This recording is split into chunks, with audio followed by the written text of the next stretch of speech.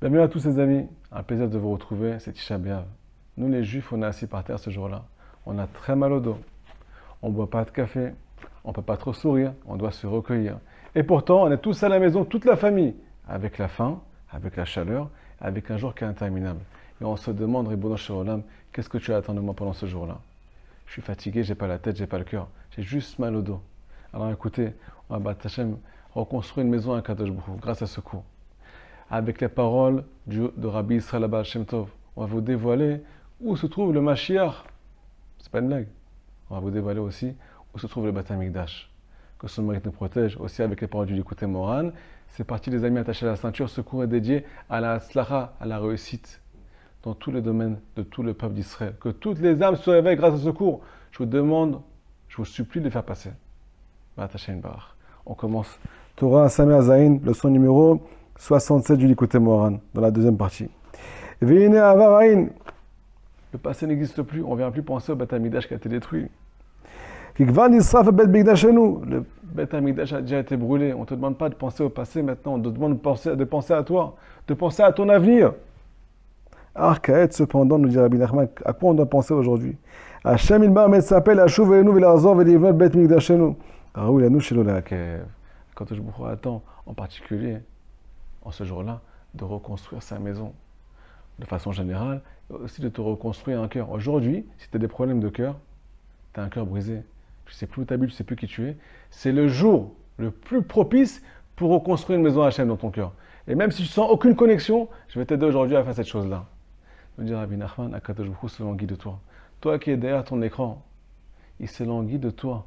On parle bien de toi. Peu importe qui tu as été jusqu'à aujourd'hui. Peu importe quels sont tes projets. Demain, tu pars en vacances, tu vas faire la bringue. Ce n'est pas le problème. Aujourd'hui, il se languit de toi. Là, tu vas me poser la question. Mais j'ai des preuves contraires à ça. Comment on construit le Beth Amikdash? Comprendre premièrement que Hachem se languit de nous. Mais nous, on a toutes les preuves qui disent le contraire. Je vous dis la vérité, un passouk dans la paracha, paracha Dvarim, c'est notre paracha, qui nous dit exactement le contraire. On sent que Hachem parfois nous hait. Aïe, vatomru, besinat Adonai otanu otzianu me'eretz Mitzrayim la tête. Dit le peuple d'Israël, je sens que Hachem nous hait, il nous a fait sortir d'Égypte pour nous haïr, pour nous faire tomber dans le désert, pour nous anéantir. Parfois un juif, il sent qu'avec tous ses soucis, ses problèmes d'argent, ses problèmes de santé, ses problèmes psychologiques, ses peurs, ses angoisses, sa dépression, il sent qu'Akadosh Baruch Hu le hait. Et là, qu'est-ce qui se passe? Plus de Beth Amikdash. On dit Rabbi Nachman dans l'Likutei Moharan, quand le Yetzirah se réveille en toi, quand le feu de ce qu'on appelle le mal-être, quand le feu des tentations, des désirs se réveille en toi, c'est Bechinat, Roban Beth Amikdash. C'est comme si le Beth Amikdash avait été détruit. Donc il faut qu'on enlève cette pensée-là, les amis. Comprendre premièrement qu'Akadosh Baruch Hu nous aime et qu'il se languit de nous à chaque instant. Je vous ramène des preuves à ça, c'est le but du cours. Écoutez les paroles du Sipurei Maasiot. C'est marqué là-bas dans la première histoire, une histoire vraiment qui donne ce qu'on appelle des Urei Teshuvah, des pensées de repentir extraordinaires à tous ceux qui veulent étudier. Et on a la chance, le mérite aujourd'hui, de la découvrir ensemble. Maaseh Bemelech Echad, c'est l'histoire d'un roi. Ce roi, c'est Akadosh Baruch Hu.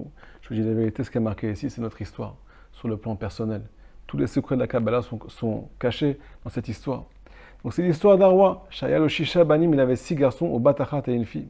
Veota abat aita chashuva benav meod. Cette fille-là, il était fou d'elle, il était fou de sa fille. Un papa qui aime sa fille. Vaya mechaveva beoter. Il était tout le temps en train de ce qu'on appelle la chérir, passer des moments avec elle, prendre du temps avec son enfant. Mais un jour, nous dit Rabbi Nachman, le roi, bien qu'il était super attaché à sa fille, il s'est mis en colère contre elle. Et il y a un mot qui a giclé de sa bouche, un mot très négatif. Que le mal t'emporte. Le roi, qui fait référence à Akadosh Baruch Hu, dit à sa fille, qui fait référence à l'âme de chaque juif d'Israël, qui s'appelle Bat Amelech, la fille du roi. Un jour, en tout cas avant qu'on naisse, avant que ce monde soit construit, Akadosh Baruch Hu a dit que le mal nous emporte. Et là, qu'est-ce qui s'est passé? Dans cette nuit-là, la fille du roi est partie dans sa chambre. Le matin, quand le jour s'est levé, on ne l'a pas retrouvée. Elle s'est enfuie. Elle a fait une fuite.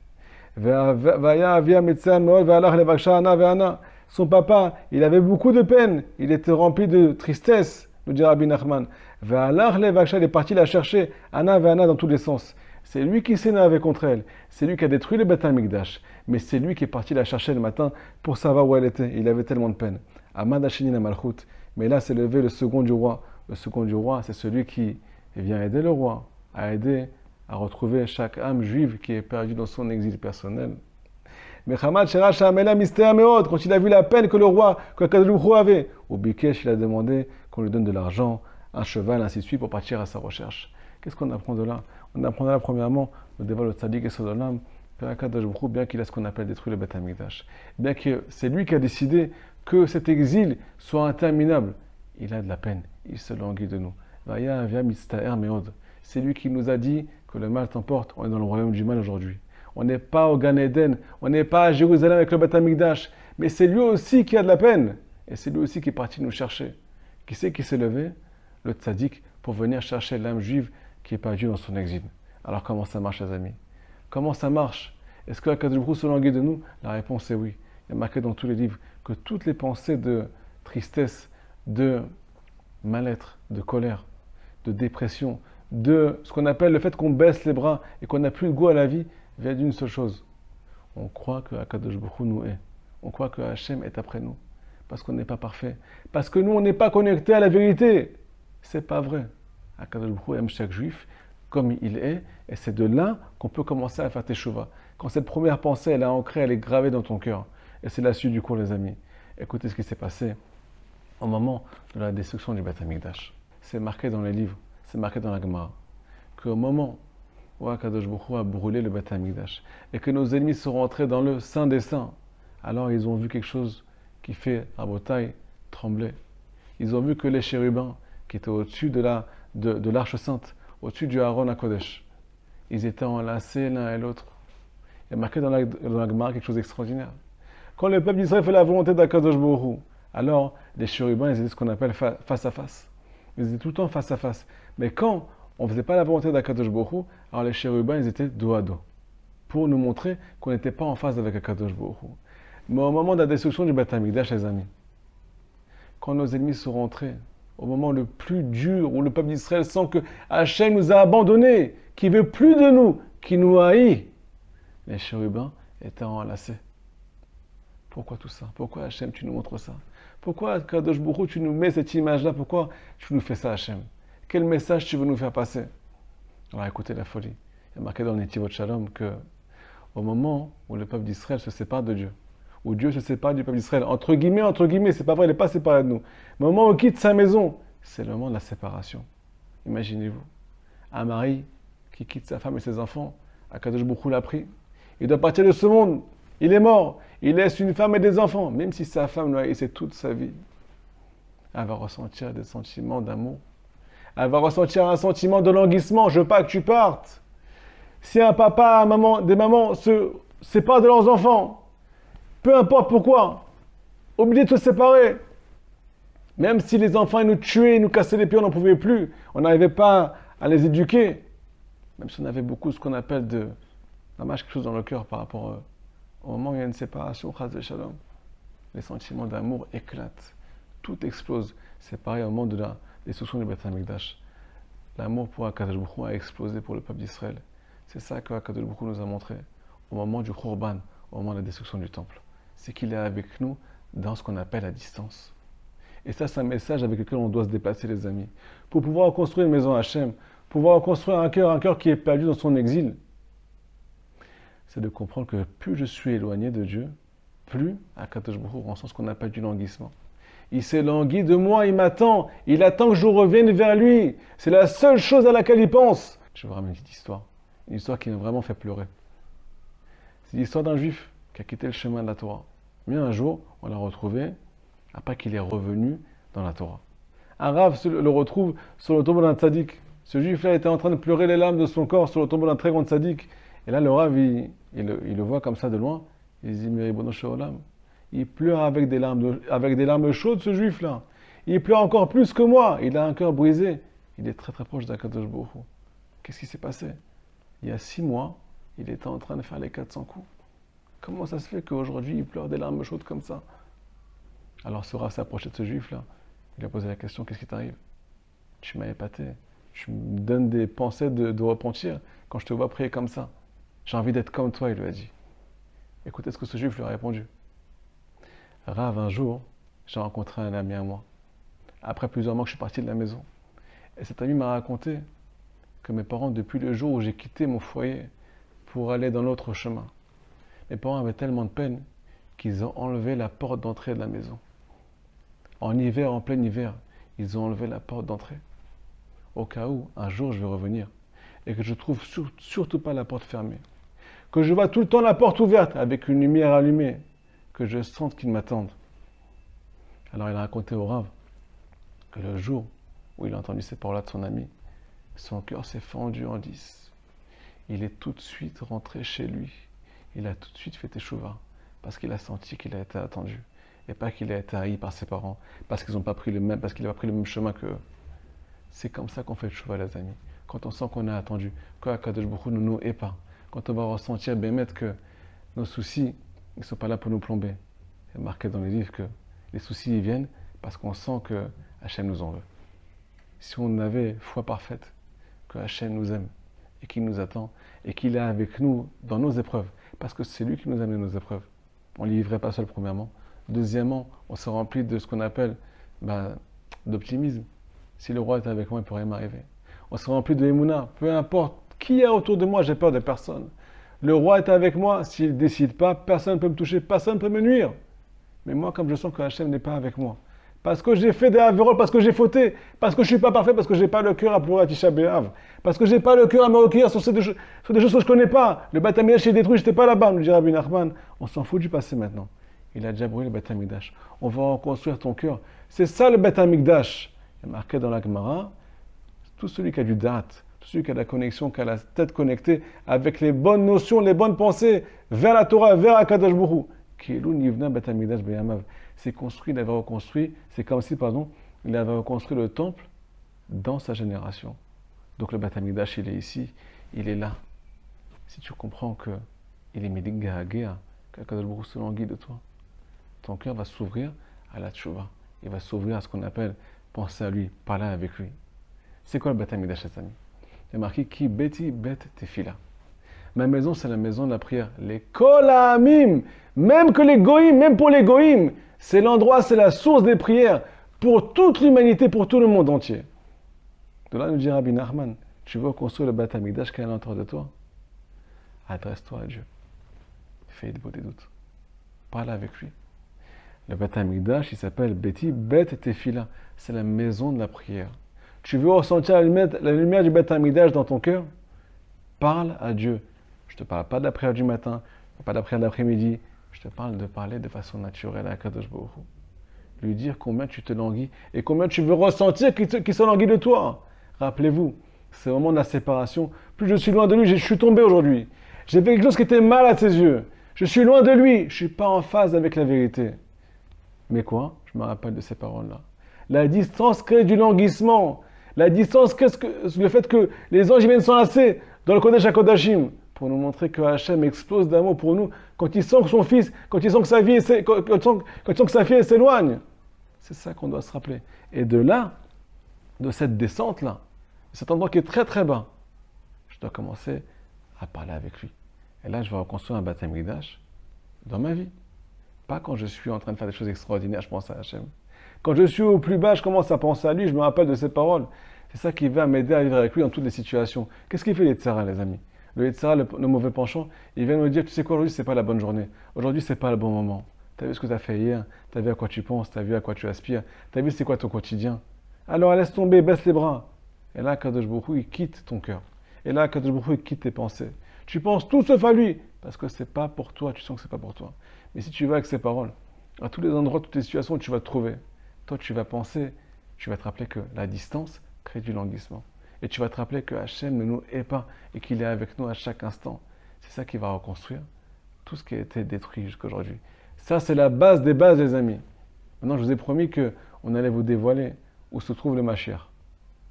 C'est gros, c'est vulgaire de dire ça. Écoutez les paroles du Baal Shem Tov. Quelque chose qui fait vraiment très peur, les amis. Il y a marqué qu'en fait, Mashiach, il va venir délivrer le peuple d'Israël. Mais c'est super bizarre comment il va nous délivrer. Il est marqué là-bas que Mashiach yeh melamed zchut tov al kol Israël, aflu al hareshaim. Mashiach va ce qu'on appelle juger les kav zechut, juger de façon positivement, chaque juif d'Israël. Aflu al hareshaim, même les mécréants, ceux qui ont transgressé toute la Torah. Shem tzadikim, il va dire, toi tu es un tzadik, toi qui as fait les 1000 coups, les 400 coups, tu as fait des choses que tu n'oses même pas penser aujourd'hui, tu as honte de toi. Et les gens qui savent ce que tu as fait, ils viennent te mépriser pour tes actes. Mashiach, il va te dire que toi tu es un tzadik, toi tu es une tzadikette, tu es une tzadikette. Tu n'arrives pas à faire la tziout, il va dire tu es une tzadikette. Tu n'arrives pas à te contrôler à la maison, tu es coléreux, tu es mesquin, tu es pointilleux, tu es égoïste, toi tu es un tzadik.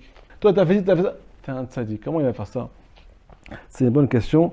Pas parler de ça maintenant, mais en deux mots, il va ce qu'on appelle se concentrer sur les choses positives qu'on fait, sur les points qui sont particuliers à l'intérieur de nous. Aïe, aïe, aïe, aïe, aïe, aïe.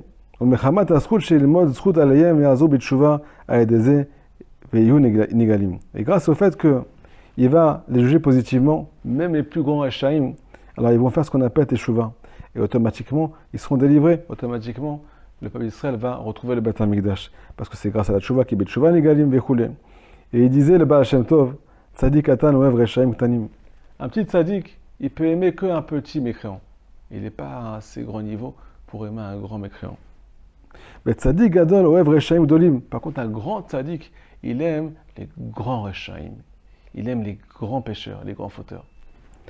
Aval Mashiach, par contre, Mashiach, il est Oev ou Melamed Zchut, Afulu al Rechaim Gumurim. Lui, il va ce qu'on appelle juger positivement et dire à Kadosh Baruch Hu, t'as vu ton enfant comment il est magnifique, t'as vu ta fille comment elle fait des efforts. Même s'il a fait les 1000 coups, c'est une tzadékette. Il va te juger positivement pour te faire tes chouvas. C'est comme ça qu'il va rallumer ton âme, qui va délivrer la présence divine qui est à l'intérieur de toi, qui est en galoute, qui est en exil. Mais quand il nous dit, pour finir, c'est la clé du cours, que tout celui qui prend ce qu'on appelle ce sens-là dans la vie, lui, il ne cherche plus le mal chez l'autre. Il vient chercher ce qu'on appelle le point positif qu'il y a chez l'autre. Même s'il a fait quelque chose qui est négatif, lui, il est Prinat Mashiach. Il détient en lui l'étincelle du Mashiach. Vous entendez ce qu'on est en train de dire ici? Tout celui qui vient chercher le bien, qui vient chercher la délivrance dans l'exil, qui vient chercher la lumière dans la pénombre chez son prochain, bien entendu, c'est la suite du cours, chez nous aussi, lui, il contient ce qu'on appelle en lui l'étincelle du Mashiach. Nous dit Rabbi Nathan, écoutez à la chot, au tout début de la Torah, il y a marqué au commencement Dieu créa. Et on arrive à une étape très difficile. Tohu, le monde est détruit, le monde n'a pas de sens, il n'a pas de forme. C'est Choshal Pneteom, c'est la pénombre. Ça fait référence à nous. Au tout début, on essaie de se construire et on sent qu'il y a de la pénombre à l'intérieur de nous. Il y a des milliards de tentations qui nous font brûler. Des milliards de mauvaises pensées qui nous éloignent de la vérité. Il y a des milliards de ce qu'on appelle un œil négatif qui vient brûler les gens qui sont autour de nous. Et là, qu'est-ce qui se passe quand le Boukhou amène la délivrance? Et voici que l'Esprit de Dieu était en train de ce qu'on appelle siéger sur les eaux. Il y a marqué là-bas, c'est quoi l'Esprit de Dieu? C'est l'Esprit du Mashiach, qui était sur le Tohu Vavohu, qui siège sur la pénombre, qui siège sur la destruction. Juste après ça, juste après que l'Esprit du Mashiach est descendu dans ce monde, il y a marqué Vaïhi Or, et la lumière fut. Qu'est-ce que ça veut dire? On vient de parler de la pénombre il y a un instant, 2-3 psukim juste avant ça. Et là, tu me parles de lumière.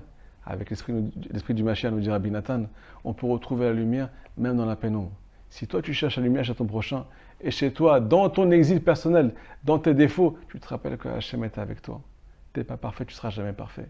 Mais toi, tu te connectes à la Nekuda Tova, à la présence divine qui est à l'intérieur de toi, à tes points positifs. Tu n'es pas bon dans la prière, tu es bon dans la Torah. Tu n'es pas bon dans la Torah, tu es bon dans la prière. Tu n'arrives pas à prier, des fois tu fais tes hymnes. Tu n'arrives pas à faire tes hymnes, des fois tu fais des bodédou, tu parles à Kadosh Baruch Hu. Tu n'arrives à rien faire, mais toi, tu as un cœur énorme pour faire du bien à ton prochain. Quand tu vois quelqu'un qui est en manque, tu viens, ton cœur il est brisé. Tu as envie de l'aider, tu as la main qui est vraiment là pour l'autre. Tu as le cœur qui est là pour l'autre. Chacun il a des qualités extraordinaires. Il y en a qui ont une bouche énorme, mais ils ont un cœur en or. Alors pourquoi on ne se concentre pas sur nos qualités? Celui qui vient chercher la lumière chez son prochain, il a l'étincelle de Mashiach. C'est une parole de Rabbi Nathan, c'est une parole du Baal Shem Tov. Donc le Mashiach, les amis, il est ici. il est dans notre recherche. Si aujourd'hui on décide de tourner la page, c'est vrai que peut-être que jusqu'à aujourd'hui, j'étais quelqu'un qui me concentrait plus sur ce qui ne va pas dans ma vie, plus ce qui ne va pas sur ma femme, et j'ai détruit ma femme. J'ai peut-être détruit mon mari en lui rappelant ses défauts. J'ai peut-être détruit mes enfants en disant qu'ils ne sont jamais comme je veux, que j'en ai marre d'eux parce qu'ils me prennent la tête parce que c'est trop difficile de s'occuper d'eux, qu'ils ont un caractère trop difficile. Il se peut que tu aies détruit tes parents, tu aies détruit ton entourage avec des paroles ou avec un œil négatif. Sache qu'aujourd'hui, tu peux tourner la page. Grâce à Tisha B'Av, on vient recevoir la lumière du Mashiach aujourd'hui. Mashiach est né l'après-midi de Tisha B'Av. Au moment de la destruction, au moment de la pénombre, au moment de la séparation, on a reçu la lumière du Messie. Cette lumière du Messie, c'est quoi? Hachem ne me hait pas. Hachem se languit de moi. C'est la base des bases. Si je n'ai pas ça, je ne pourrai jamais faire un pas vers lui. Il m'attend, il a la porte toujours ouverte. Troisièmement, si je veux l'attestation du Mashiach, c'est que quand je vais changer ma vision des choses, je vais changer ma vue, je vais changer mon mode de fonctionnement, je vais maintenant me concentrer que sur le bien. Imaginez-vous, vous sortez dans la rue et vous vous concentrez à chercher combien de chats il y a dans la rue. Vous n'avez jamais vu de chat dans votre vie dans la rue. Mais d'un coup, vous cherchez combien de chats il y a dans la rue. D'un coup, vous allez comprendre qu'il y en a une vingtaine qui est passée sous vos pieds. Pourquoi? Parce que vous les avez cherchés. Pareil, si on cherche le bien quelque chose de prochain, même si on ne l'a jamais vu, mais si on vient se concentrer sur cette chose-là aujourd'hui, je vous promets qu'on va trouver les points positifs. Parce qu'un juif est rempli de bien. Nous dit Rabbi Nathan, cette Nekuda Tova qui est à l'intérieur de nous, ça fait référence à la Shrina, ça fait référence à la présence divine, qui était en exil parce qu'elle était étouffée par nos défauts.